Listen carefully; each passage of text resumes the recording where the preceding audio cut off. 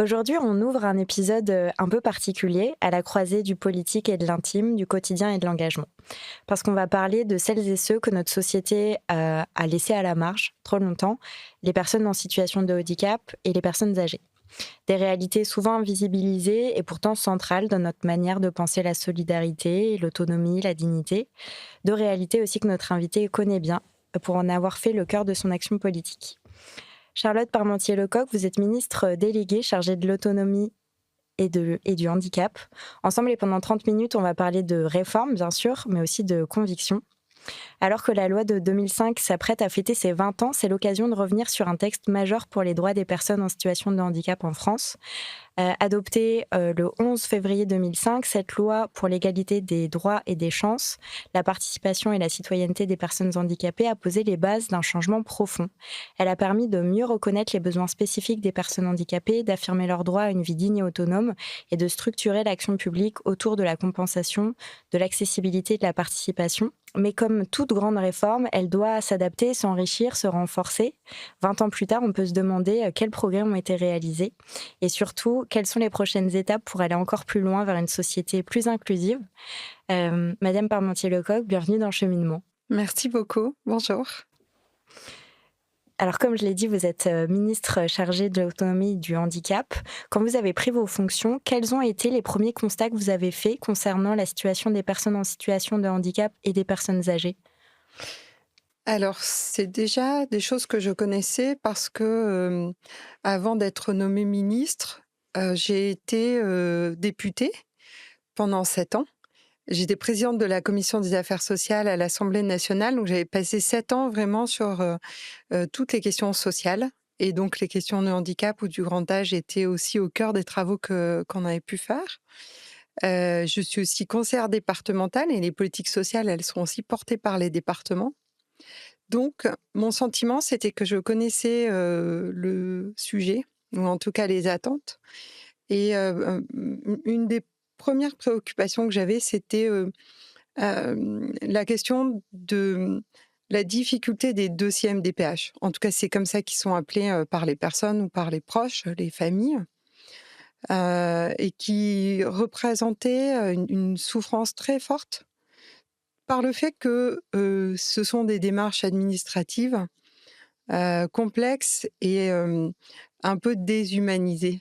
On remplit un document papier qui est lourd, qui permet pas vraiment de bien exprimer, ses besoins ou d'être sûr d'être compris et on n'a pas vraiment de contact avec une personne humaine ou ça arrive tardivement. C'est très long aussi et donc pendant un long temps, vous êtes un peu dans le grand flou, avec un sentiment de solitude très fort. Donc moi, j'avais vraiment à cœur, en arrivant, de prendre ça à bras-le-corps. Bon là, j'ai été nommée aussi à l'autonomie et donc ça comprend le grand âge en plus, mais j'avais été nommée dans le précédent gouvernement au handicap. Donc c'est vraiment avec ça que je suis arrivée, en ayant cette question-là à cœur.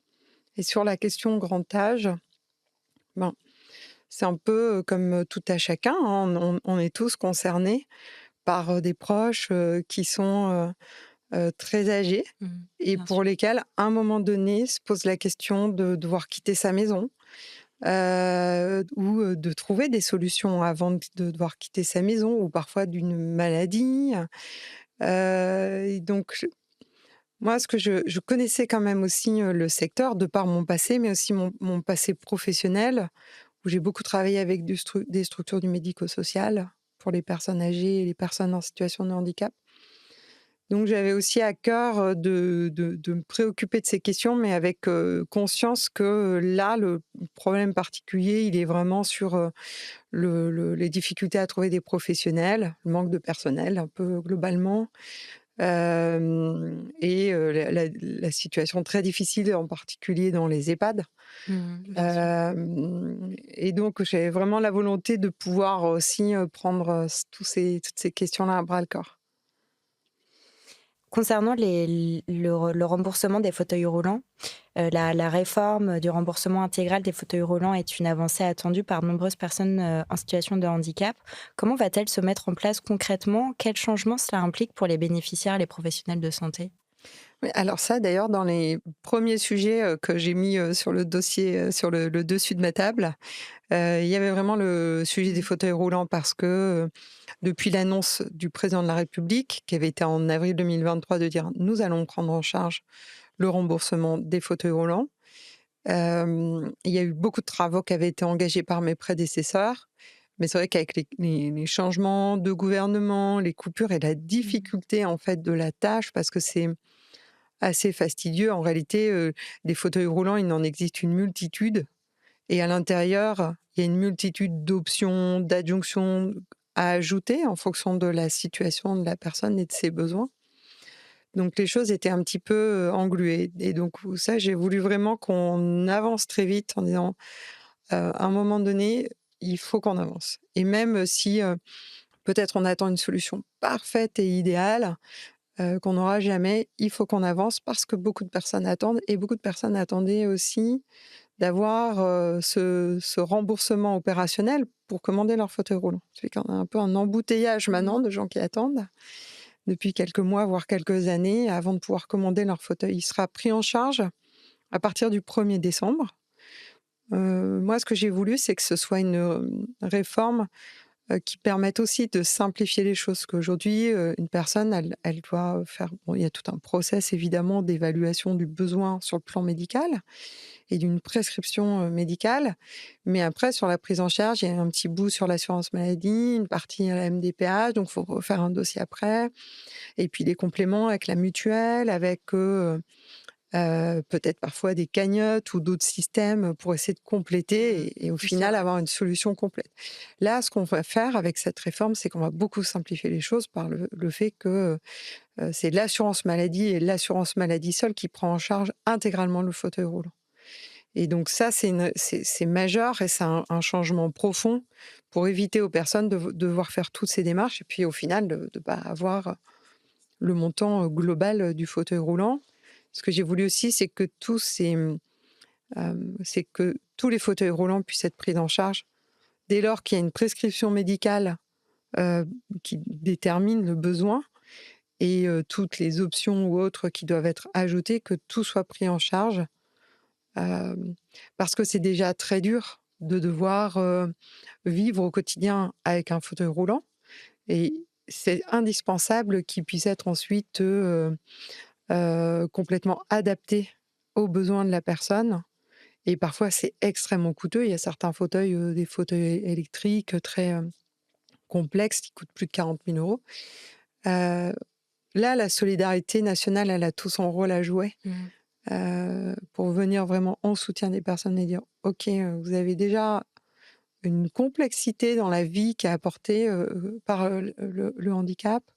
Donc il faut aussi que la solidarité, elle vienne en soutien de ça pour permettre que, ce fauteuil qui est un peu une extension, en tout cas c'est les mots que des personnes en situation de handicap ont employés devant moi, c'est un peu une extension du corps, bah, il faut que cette extension, elle soit complètement adaptée et qu'elle soit garantie. Bien sûr et c'est vrai que, les fauteuils coûtent généralement très cher. Enfin, c'est des coûts, on le sait pas forcément, mais c'était aussi en discutant avec une personne en situation de handicap que je m'étais rendu compte vraiment de ce que ça représentait. Et comme vous le disiez, les cagnottes sont souvent faites. J'aimerais qu'on parle des, MDPH. Vous en avez parlé un petit peu. Pour les auditeurs, je vais décrire, ce que c'est. Donc, grâce à la loi, du 11 février, 2005, les maisons départementales des personnes handicapées ont vu le jour. Donc voilà, tout comme l'obligation d'accessibilité des bâtiments et des services. On entend souvent que les démarches administratives pour accéder aux aides et aux droits, sont difficilement accessibles. Concrètement, qu'est-ce qui va changer pour les personnes concernées? Alors le constat, c'est vraiment que, c'est très complexe, qu'il y a des différences de territoire aussi, puisque les MDPH, elles sont départementales. Il y a un dossier qui est commun à toutes les MDPH, mais après dans les procédures, les modes de faire, il y a parfois des différences et dans l'octroi des droits, donc tout ça, ça doit vraiment, changer et donc moi, ce que j'ai entamé là, c'est, un travail en profondeur qui parte des personnes. c'est-à-dire des personnes en situation de handicap ou aussi de leurs proches aidants. Dire voilà, quelle est la situation, comment vous vivez les choses, qu'est-ce qu'il faut changer et le cas échéant, qu'est-ce que vous proposez aussi comme changement. Et aussi, je questionne les agents dans les MDPH parce qu'en fait, c'est des professionnels qui ont à cœur d'accompagner les personnes en situation de handicap, mais qui sont aussi un peu dans des carcans, avec des outils qui ne sont pas complètement adaptés, puis parfois avec des procédures qui sont bloquantes, qui sont gênantes. Donc eux aussi, ils ont beaucoup de choses à nous proposer sur des espèces d'aberrations qu'ils constatent, ou de cailloux dans la chaussure, ou de barrières à surmonter. Et moi, ce que je veux, c'est qu'on puisse répertorier tout ça pour définir ce que l'on peut changer. Et vraiment, la volonté, c'est de changer le plus rapidement possible. Alors, il y a des choses qu'on peut changer de façon assez consensuelle et rapide, parce que c'est juste une décision et que c'est évident pour tout le monde, donc hop, on peut l'acter. Et l'échéance que je me suis fixée, c'est d'arriver à la fin du premier semestre, donc là d'ici fin juin, début juillet, d'avoir vu une douzaine de MDPH un peu partout en France, où à chaque fois je reproduis ce scénario de rencontrer des usagers, des agents des MDPH, mais aussi des associations représentant des personnes en situation de handicap, et qu'on puisse balayer finalement tout ce qui peut être amélioré pour d'ici à la fin de ce premier semestre dire voilà, qu'est-ce qu'on change alors? Le dossier, je veux qu'il soit beaucoup plus synthétique et en même temps plus simple. Il y a des questions, par exemple, vous avez une page blanche où on vous demande c'est quoi le projet de vie. Je veux dire, si on Oui, doit c'est tous.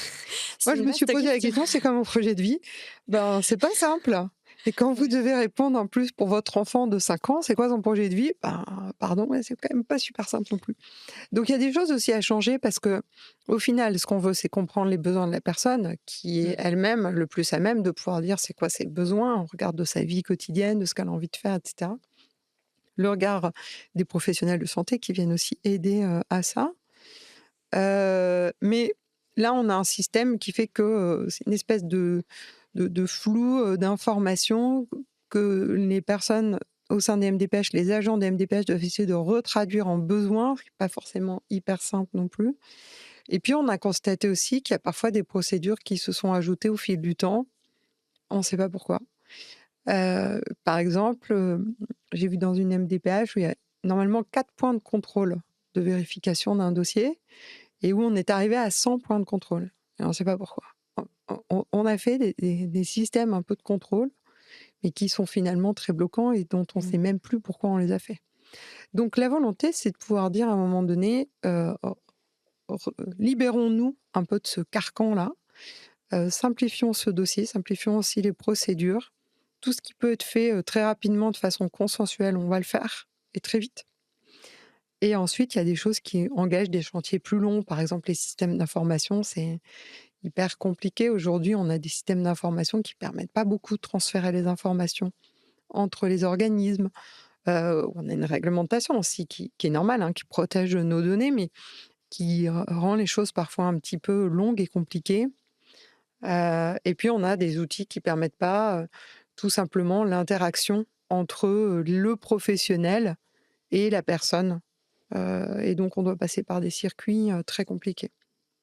Donc voilà, l'objectif de ce chantier, c'est qu'on arrive déjà à soulager beaucoup les familles et les agents pour mettre de la fluidité dans les choses. Et puis il y a un truc qui revient énormément, qui est l'engagement de ne plus redemander quel est, que la personne, enfin, quel est le handicap et est-ce que la personne est Mmh. toujours en situation de handicap. Parce que certains handicaps ne changent évidemment pas. Euh, et donc là aussi, c'est un peu une souffrance de devoir redire: «Ben non, en fait, mon enfant est toujours aveugle, effectivement, ça s'est pas amélioré». Ben, oui, c'est une évidence, donc ce que je veux, c'est qu'on puisse changer aussi la logique pour dire: une fois qu'on a sa solution et que tout va bien, qu'on ne soit pas obligé de refaire, Mmh. les procédures, mais qu'on ne les refasse que s'il y a un changement, une évolution dans le besoin et que là, on puisse formuler ce besoin pour et faire évoluer les réponses. Plus de simplicité donc. Oui. Alors j'aimerais qu'on parle, du bilan que vous tirez de la loi de 2005 parce que finalement, ça fait déjà 20 ans, j'arrive pas à y croire moi-même. Quelles sont les principales améliorations, encore nécessaires pour qu'elle, tienne pleinement ses promesses selon vous? Alors, il y a eu beaucoup de travaux qui ont été faits, d'évaluation de cette loi par, le Sénat, par le CESE, par, le CNCPH, qui est l'instance représentative officielle des personnes en situation de handicap, par, le collectif handicap et l'Assemblée nationale aussi y travaille. Donc en fait, on a énormément de matière pour pouvoir se dire, où on en est, ce qui a avancé et vraiment un peu en synthèse, moi ce que je dirais, c'est qu'on est au milieu du gué. C'est-à-dire qu'on a fait des belles avancées et vraiment, je pense que, heu heu, très sincèrement, le président de la République, depuis 2017, a mis beaucoup, beaucoup d'impulsion pour qu'on avance, qu'on a, maintenant, un vrai nouveau métier. Par exemple, avec les AESH dans les écoles, c'était très peu développé, auparavant. On a beaucoup plus d'enfants maintenant à l'école et l'école, c'est quand même la base d'une société inclusive. Les enfants en situation de handicap au sein de Est-ce que l'école, pour ça les change les auditeurs, vous choses. pouvez expliquer, l'acronyme? Ah pardon, oui, Merci. les accompagnants des enfants en situation de handicap, c'est-à-dire les personnes qui, accompagnent un enfant en situation de handicap au sein de la classe, qui facilitent justement Mmh. pour l'enfant de pouvoir être dans la classe avec, un enseignant et d'autres élèves, au sein d'une classe ordinaire, on pourrait Mmh. dire. Aujourd'hui, on constate que, il y a beaucoup, beaucoup de demandes d'avoir plus, d'accompagnants et on en recrute de plus en plus. Mais il y a aussi beaucoup plus d'enfants maintenant, au sein de l'école qu'il y en avait, évidemment en 2005 et ça c'est un énorme changement et il faut qu'on continue aussi dans cette voie-là et on va continuer de le faire en apportant aussi, plus de compétences du médico-social, des professionnels du médico-social au sein de l'école pour aider les enseignants, aider, les enfants. Hem Il y a aussi, en termes d'accessibilité, c'est quand même ça, vraiment le aussi un sujet majeur en termes de citoyenneté pour les personnes en situation de handicap, d'avoir accès au transport, accès, à rentrer dans un bâtiment, un commerce, ou autre, hein, d'avoir, accès aux informations sur des sites internet, Là encore, il y a eu beaucoup d'avancées très fortes. Mais il y a encore, aussi, énormément à faire. Nos villes, elles n'ont pas été conçues au départ, pour prendre en compte les personnes en situation, de handicap, les difficultés de mobilité. Alors que, on voit bien maintenant que quand on se préoccupe de cette question dans l'aménagement urbain, ben, on rend service à toute la population parce que, d'avoir des trottoirs plus larges, plus, stables et cetera, ça profite quand même, à tout le monde et bien au-delà, des personnes en fauteuil roulant. Mais tout ça n'a pas été, pensé auparavant. Le métro à Paris n'a pas été pensé, pour que les personnes, en situation de handicap à mobilité réduite puissent rentrer dans le métro. Donc il y a encore énormément de chantiers. Je dirais que, on est au milieu du gué et on a, beaucoup accéléré ces dernières années et là, on a repris aussi des engagements avec le Premier ministre, pour poursuivre cette accélération et autour vraiment, de l'accessibilité, notamment. Je voudrais qu'on parle du comité interministériel du handicap, et que vous nous présentiez un petit peu ses missions prioritaires. Est-ce que l'idée aussi est de plus coordonner différents ministères pour une prise en charge, peut-être, plus enfin, différente des personnes en situation de handicap? Alors le comité interministériel du handicap, donc là, c'est ce dont je venais de parler. En fait, il s'est tenu là le 6 mars. Il sert alors d'abord, il réunit, les ministres autour du Premier ministre et il sert à, faire un point d'étape sur des engagements forts qui ont été pris, notamment à la conférence nationale du handicap qui, elle, se tient tous les 3 ans et le comité interministériel, c'est plutôt tous les 6 mois, en théorie, parce que là, il y a eu un petit peu avec, Mmh. les périodes un peu compliquées, gouvernementales, un peu de détente dans le temps, mais c'est un peu cette notion de, on perd pas la dynamique, on perd pas le fil. Où en est-on des engagements que nous avons pris? quels nouveaux engagements prenons-nous?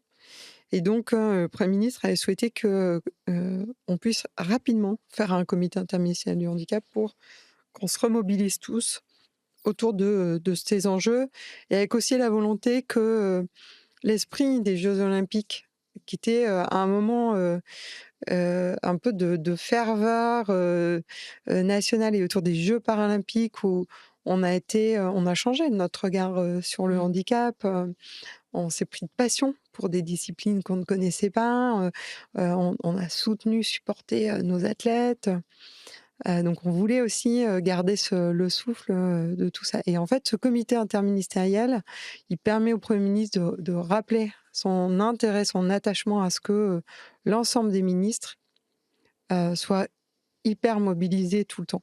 Parce qu'en fait, c'est la question du handicap, elle est complètement interministérielle. Le logement doit se préoccuper de la dimension handicap. L'éducation nationale Mmh. aussi, bien évidemment. La santé, bien évidemment. L'intérieur, la culture, enfin, je veux dire, c'est vraiment partout. Donc moi, dans mon portefeuille, j'ai vraiment, tout ce qui est, heu, comment dire? Construire les solutions avec les professionnels du médico-social pour répondre aux besoins des personnes en situation de handicap.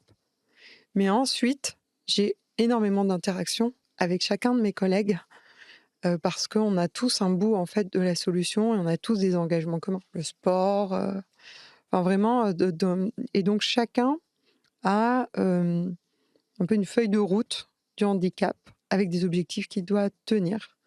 Et là, on a pris, particulièrement des engagements autour de la thématique de l'accessibilité, notamment pour continuer à rendre les gares, prioritaires accessibles sur notre territoire. On est à 60, on va arriver à 70-80. Ce qu'on veut, c'est qu'en 2027, on ait 100 des gares prioritaires qui soient, complètement, accessibles. Pour prendre aussi, des engagements un peu plus fermes, par rapport à la loi 2005 dont on parlait tout à l'heure. Cette loi, elle a posé des sanctions, hein.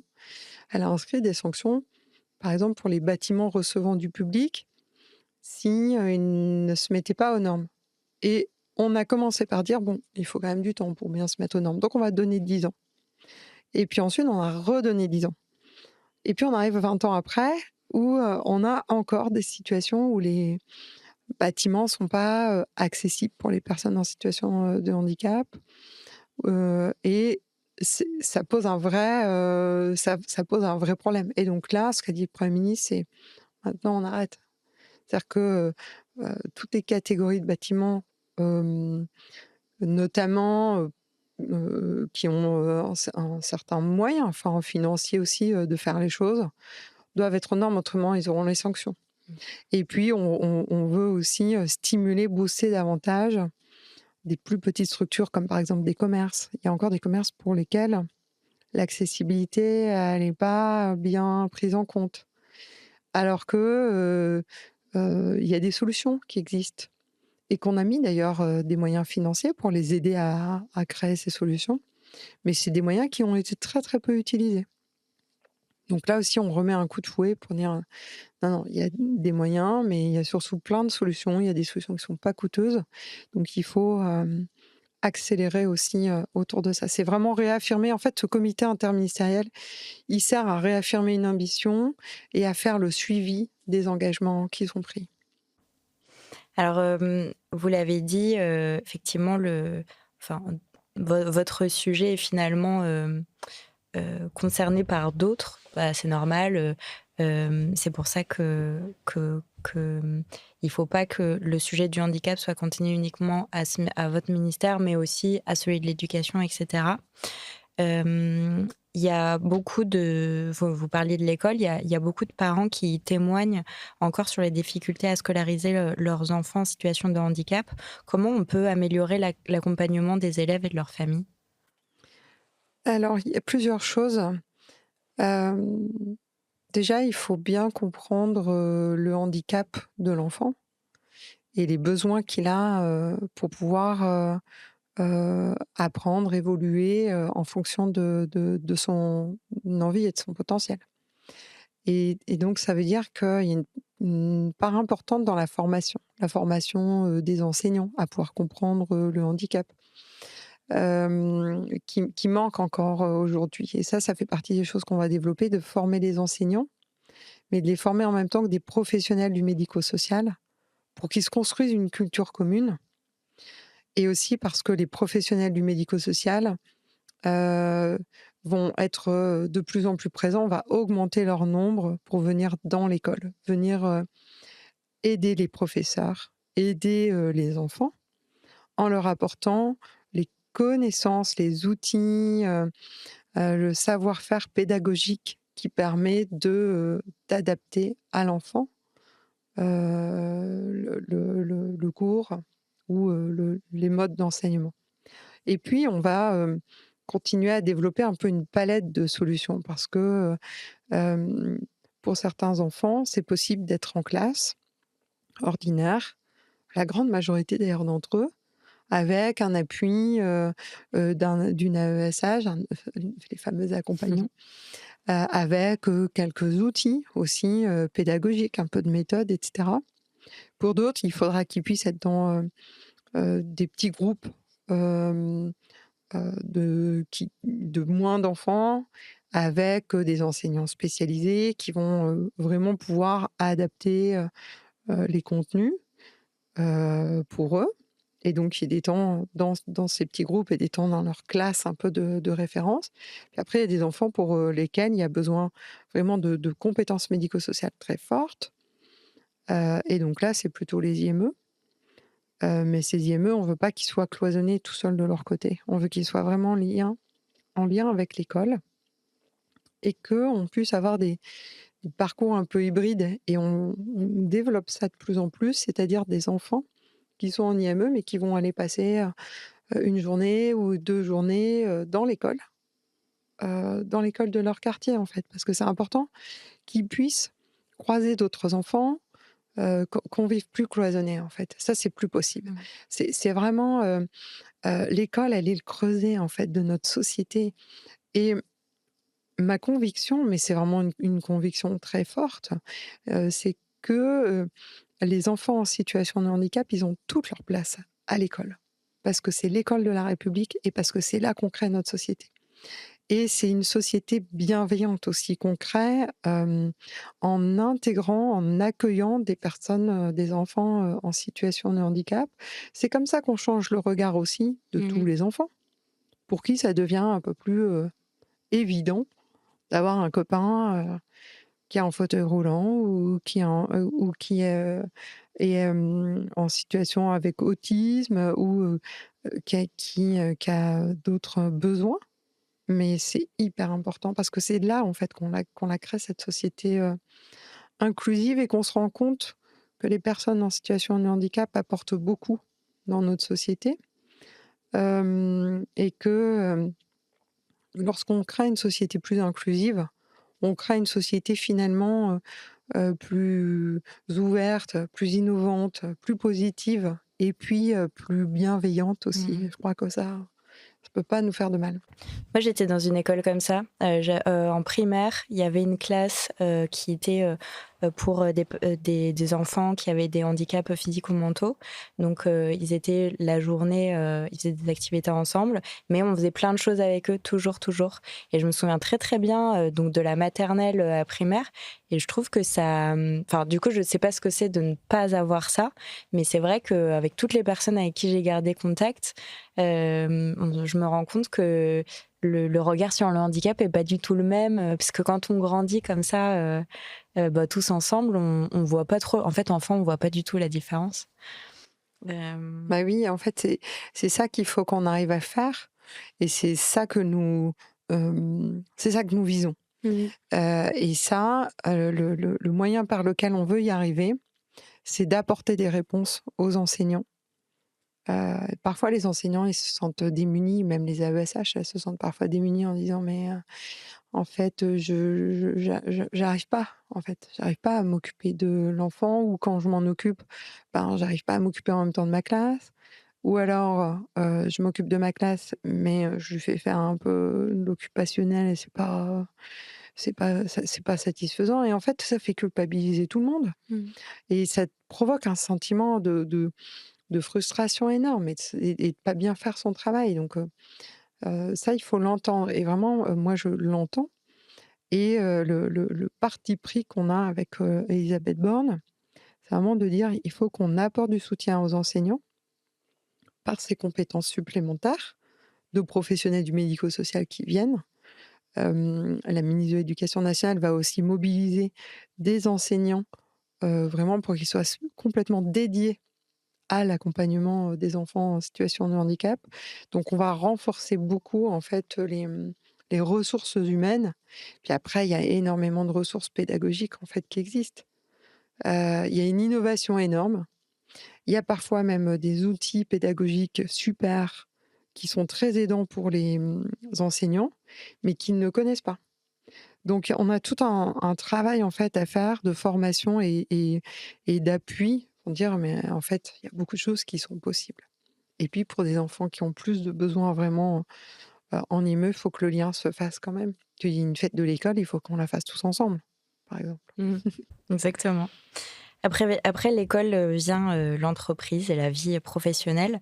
Quel levier pourrait être activé pour favoriser, l'emploi des personnes en situation de handicap, notamment dans les entreprises du secteur privé? Alors là, il y a d'abord, moi je pense que ça passe vraiment par, un changement de regard et la politique de l'entreprise. Hem, pour les entreprises qui en font un vrai enjeu politique, et une vraie volonté, ça fonctionne. Elles trouvent plein de solutions, elles investissent et d'ailleurs elles le disent, il y a un retour sur investissement. Parce que encore une fois, c'est un peu la même logique que celle que j'ai exposée pour l'école inclusive. Quand vous créez des solutions, pour, vos professionnels en situation de handicap, vous apportez aussi beaucoup de solutions pour tout le monde. Vous faites sortir un petit peu chacun de sa zone de confort, vous stimulez, vous créez de l'innovation. Donc, il y a tout à gagner et les entreprises qui ont compris ça, elles sont, moteurs et elles trouvent des solutions. Hem, donc il faut enfin, la première des choses, c'est qu'on lâche rien sur le fait que l'objectif, c'est que, on ouvre les yeux des chefs d'entreprise pour qu'ils puissent voir que c'est tout à fait possible d'avoir des personnes en situation de handicap en leur sein. Et puis ensuite, c'est d'accompagner, là encore, en apportant aussi, des appuis, des solutions. France Travail est en train d'évoluer beaucoup pour mieux accompagner les personnes en situation de handicap. Il y a un organisme qui est le Cap Emploi, qui est spécialisé dans l'accompagnement des personnes en situation de handicap vers l'emploi, qui maintenant fait partie, de France Travail est vraiment au cœur de France Travail pour, que, les demandeurs d'emploi en situation de handicap, ils soient vraiment, dans le même, moule, on pourrait dire, Mmh. que, tout demandeur d'emploi avec un accompagnement adapté, mais qui bénéficie de la même dynamique, qui bénéficie aussi du lien avec les entreprises.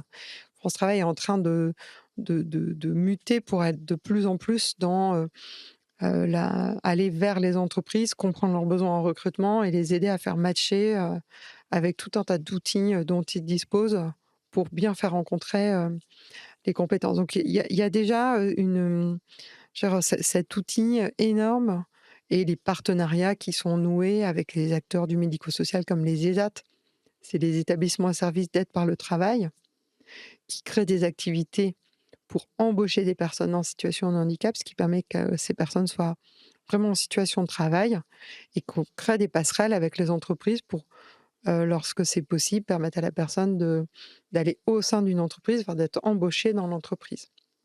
Ce qu'on développe aussi, on a un outil, super qui s'appelle l'emploi accompagné, qui permet pour une entreprise qui recrute une personne en situation de handicap, hem, de que la personne en situation de handicap soit accompagnée au-delà de l'embauche. Et donc, si, il y a des difficultés, rencontrées et ça s'adresse aussi, aux handicaps invisibles, aux handicaps, Mmh. psychiques, qui peuvent parfois un peu dérouter, l'employeur ou faire un peu peur, bah, qui permettent d'aider à bien stabiliser les choses, à bien les accompagner et ce dispositif, il existe, il n'est pas assez utilisé. Alors que, lorsqu'il est utilisé, ça marche super bien et que les entreprises sont très contentes. Donc là, maintenant, on a changé, là, c'est pareil, on simplifie les procédures d'accès, pour permettre que les entreprises le connaissent et utilisent aussi ce dispositif pour les aider, à embaucher, à passer le cap. Et puis ensuite, on a pris aussi une décision, lors de ce fameux CIH, Comité interministériel du handicap, de mettre fin à la liste des ECAP. C'est une liste d'emplois, pour lesquels on détermine, de façon, hem, préalable, on considère que les personnes en situation de handicap n'ont pas accès à ces emplois. OK. C'était lesquels? Alors et la liste, elle est très importante, donc c'est difficile de vous la reciter là comme ça, mais c'est beaucoup, d'emplois, mais pour lesquels on met un a priori Mmh. de, je pense par exemple transporteur routier. Heu, Or, il y a des compatibilités en fait et donc, ce que l'on fait, c'est qu'on supprime cette liste parce qu'elle est, discriminatoire. Mmh. Elle, elle définit en fait a priori des emplois qui ne sont pas pour les personnes en situation de handicap. Alors que ce qui doit définir ça, c'est, l'employeur quand il reçoit une personne et évidemment après le médecin du travail peut dire: «Bah oui, apte ou pas apte» et puis bien évidemment, l'idée c'est pas, qu'une personne non-voyante conduise un camion, bien Mmh. évidemment, mais qu'on ne mette pas de barrière a priori parce que, Oui, parce que c'est pas les personnes en situation de handicap, c'est pas un groupe c'est pas homogène, un c'est voilà, donc il faut réfléchir en fonction des voilà. particularités. Et puis, il peut y avoir, plein d'options, d'aménagements, qui donc c'est aussi envoyer ce message-là, dire, ça c'est fini en fait, la discrimination a priori, l'état d'esprit de dire, bah, ça c'est pas pour vous, a priori, c'est pas possible en fait, on arrête. J'aimerais qu'on parle de l'âge d'or un petit peu. Quand vous citiez, tout à l'heure, quand vous avez dit: «Bah, on connaît tous une personne âgée qui doit quitter sa maison». Moi, c'est ma grand-mère actuellement et ce qui est assez, enfin voilà, c'est la personne aussi pour laquelle j'ai créé ce podcast. Et donc ça me touche particulièrement et c'est vrai qu'on le voit, enfin je pense que, enfin, exactement comme vous l'avez dit, on le voit tous, que, qu'il y a un besoin, de mieux les accompagner. Et avec l'augmentation du nombre de personnes âgées, le gouvernement met en place des politiques justement, qui vont dans ce sens. Comment, on peut s'assurer que les personnes âgées et en particulier celles qui sont en perte d'autonomie bénéficient d'une prise en charge adaptée? Alors ça, c'est vraiment, tout l'enjeu des années à venir parce qu'on sait que, le nombre de personnes âgées va exploser dans les années à venir. En 2030, la part des personnes âgées de plus de 85 ans, c'est les baby boomers, qui Ouais. arrivent à cet âge de 85 ans pour lequel il y a de la dépendance plus forte, et donc des besoins, plus forts, va vraiment exploser. Donc on est en train de préparer l'anticipation Mmh. à cette situation parce qu'on voit bien que le système aujourd'hui fonctionne plus trop bien, faut le reconnaître. Hem, Au sein des EHPAD, par exemple, les choses ont beaucoup évolué. Il y a 20 ans ou 30 ans, les personnes qui rentraient en EHPAD, elles étaient plus jeunes qu'aujourd'hui, elles étaient encore, assez en forme, et ça a changé beaucoup les choses parce que maintenant les personnes arrivent à l'EHPAD beaucoup, beaucoup plus âgées et dépendantes, donc Mmh. ça change le métier et ça, on n'a pas assez bien accompagné, ces changements de métier donc on change, on renforce la formation, on renforce aussi les moyens humains, on recrute plus dans les EHPAD, hem, pour pouvoir, répondre à ces nouvelles situations des personnes de plus en plus âgées avec des maladies, neurodégénératives, qui accompagnent ça. Donc ça, c'est un des aspects. Il y a aussi la question des aides à domicile, parce qu'en fait, ce que l'on veut tous, c'est rester à notre domicile le plus longtemps possible, Mmh. Bien voire sûr. jusque, à la fin. Bah oui. Et on a besoin pour ça de professionnels, qui soient aussi formés et donc c'est des professionnels qui ont besoin, aussi d'être reconnus. Or aujourd'hui, dans notre société, on les a pas assez reconnus. Alors il y a eu des évolutions, parce qu'on a fait des évolutions salariales notamment, qui déjà un pas, de reconnaissance. On évolue aussi, sur la reconnaissance professionnelle. Maintenant, les personnes ont une carte professionnelle qui permet de montrer qu'elles font partie de ce corps de métier un peu invisible, mais qui est essentiel dans notre société. Et on va encore là, passer un cap dans la reconnaissance et l'amélioration des conditions de travail en améliorant les financements de tout ce qui est autour de la mobilité, puisque c'est des personnes qui font beaucoup de déplacements, notamment en zone rurale, pour aller d'une maison à l'autre, et cetera, et souvent dans des conditions pas évidentes, avec des, véhicules qui sont, un peu usés, pas confortables, et cetera. Donc on va mettre beaucoup de moyens là, sur la mobilité pour permettre que, ça améliore aussi, leurs conditions de travail. Mais, on sait qu'on est encore un peu au début de tout ça. On va changer aussi les modes de financement, dans les EHPAD parce qu'on sait qu'on a besoin de renforcer les financements aussi de ces structures. Donc on est un peu sur 2 niveaux où d'un côté, on mmh, on répare les urgences. Mmh. C'est un peu, difficile, il y a pas assez de personnel, on n'a pas assez bien, anticipé les choses. Donc il faut qu'on forme plus, qu'on recrute plus, qu'on accompagne plus et donc on répond un peu à des urgences avec ces solutions-là. Mais on construit aussi maintenant, l'avenir et l'avenir, ça veut dire déjà, on sait grosso modo ce qu'il faut. Il faut qu'on reconnaisse mieux les métiers, qu'on forme mieux, qu'on rémunère mieux, et qu'on organise aussi mieux. C'est-à-dire que, on ait, une plus de décloisonnement aussi, entre, le domicile, sa maison traditionnelle qu'on a eue et puis, l'EHPAD et donc ce qu'on va développer aussi, c'est, l'habitat intermédiaire. C'est-à-dire, vous savez, il y a plein de formes d'habitat intermédiaire. Ça peut être, des colocations entre personnes âgées. Ouais. Il y a beaucoup d'associations qui proposent Il ça. y a des choses comme ça qui Mmh. commencent à se créer ou, des logements qui sont plus petits, plus adaptés, donc ça Mmh. coûte moins cher aussi en entretien, c'est moins fatigant et cetera et ça rompt aussi l'isolement, des personnes âgées. Donc on est en train aussi de regarder comment est-ce qu'on peut mieux développer ces solutions-là, pour que ce soit, plus facile pour une personne de, à un moment donné, quitter son domicile, mais pour rester encore dans un nouveau chez soi. Donc voilà, ça c'est aussi, ça fait partie des réponses. Puis après se posera la question du financement de tout ça.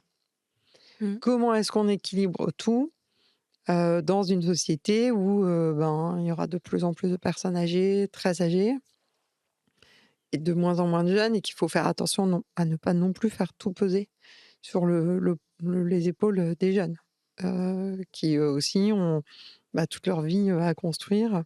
Donc on cherche des solutions qui permettront de trouver l'équilibre de financement de tout ça et qu'on doit faire émerger assez vite puisque, ben, comme je disais, 2030 sera vraiment un peu le moment de pointe. En fait, là, on va avoir un peu un plateau puisque les personnes très âgées sont nées pendant la guerre, pendant la Seconde Guerre mondiale.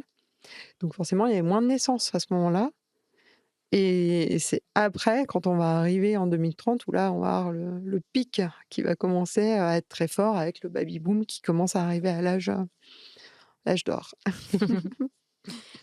Donc beaucoup de choses à voir. Mmh. Vous le citiez, donc toujours sur ce sujet, pour revenir au sujet du handicap, hem, c'est aussi une question de culture.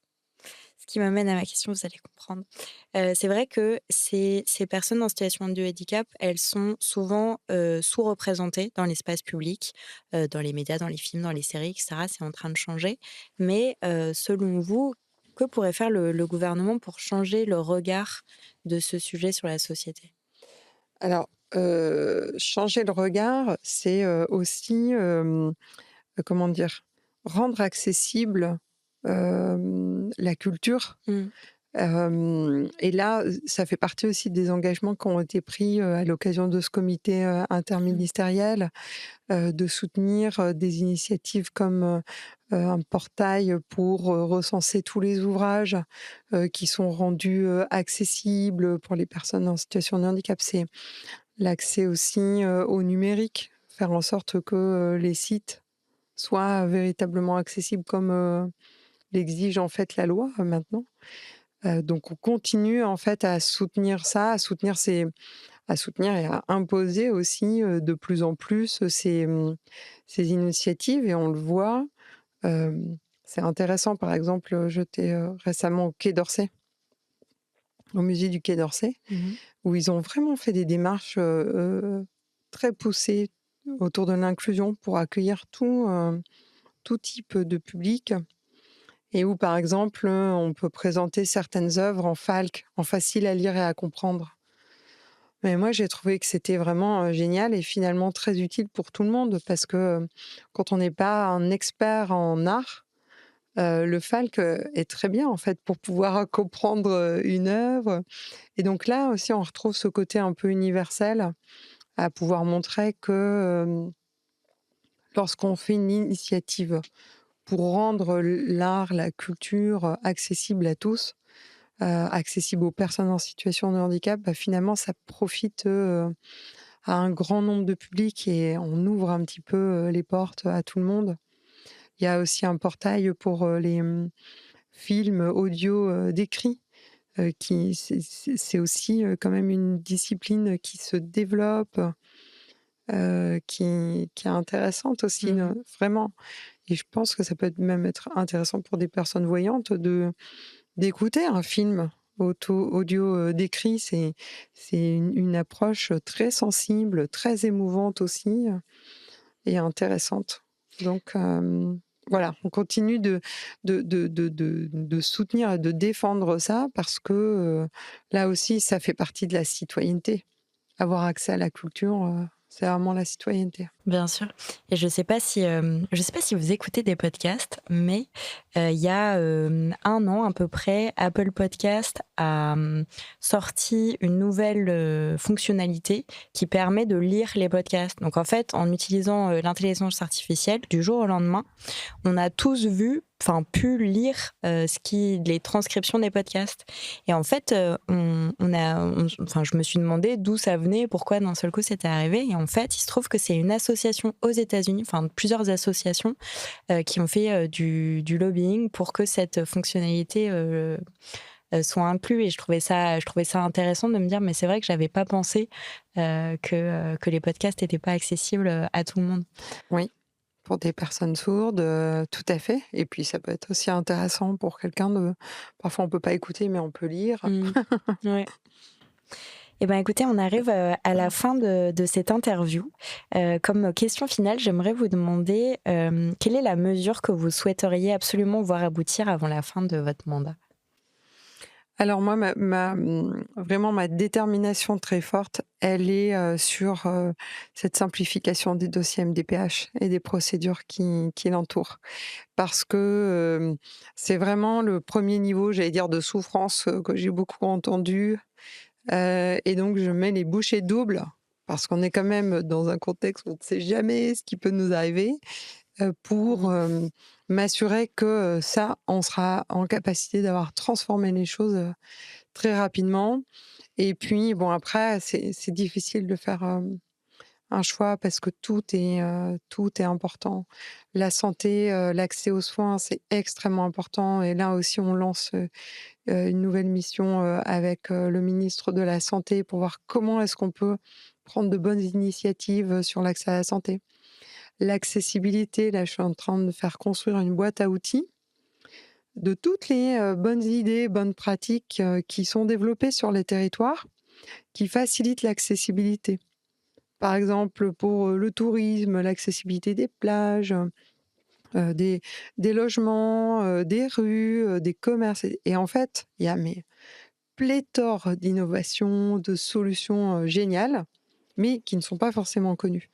Et donc là, on là, c'est bientôt, on aura, cette fameuse boîte à outils autour du mois de juin, que je veux en fait dédier au territoire, aux communes, notamment parce que là, c'est pareil, la commune, c'est quand même le premier lieu de vie pour chacun, et donc c'est là où on peut transformer les choses aussi concrètement dans le quotidien. Moi, je veux que cette boîte à outils, vraiment, elle atterrisse euh, avant que je parte, parce que je veux vraiment que les communes puissent s'en saisir. Et je pense qu'il y a aussi un enjeu majeur, c'est qu'on a les élections municipales qui arrivent très vite, hein, dans un an. Et ce que je veux, c'est que dans tous les partis politiques, euh, et, et au-delà, parce qu'il y aura aussi beaucoup de listes qui seront apolitiques, mais c'est que tous les candidats aux municipales avec leur liste aient un projet d'inclusion.